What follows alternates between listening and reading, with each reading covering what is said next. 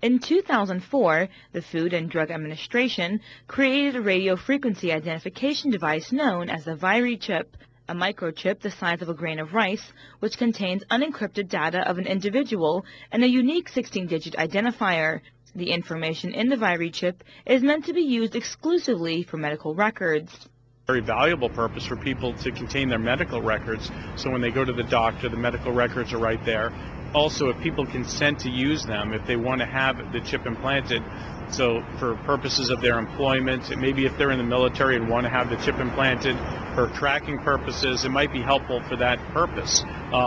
So there's I have mixed feelings about this chip, just as long as if it's not used ever by the federal government to track individuals on a non-consensual basis.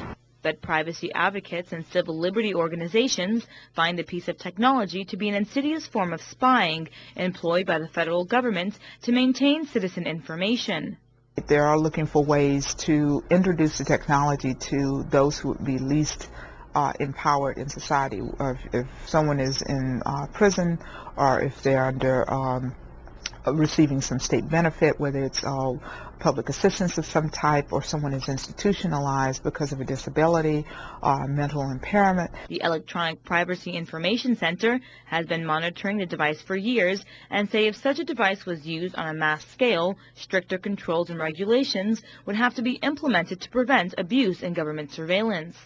But when you start talking about using something like Verichip, once it's in, it's not like you as an individual could make a decision to take that out. It's placed by a third party. It's not controlled by you. And who reads that information is a factor of how the technology is designed, whether it is in fact controlled by you, or whether it's something that can be read by whomever has the technology to read the information contained on the chip.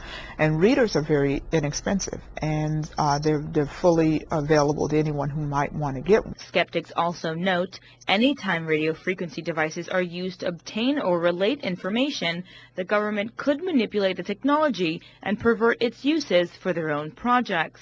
The issue of oversight in government surveillance has been a major topic of discussion since the FISA bill gained national criticism. And since the Verichip was introduced in 2004, privacy advocates and civil liberty organizations have been lobbying Congress to ensure stricter controls and regulations are enforced to maintain what the government can and cannot do. Jahan Hafiz, Press TV, Washington.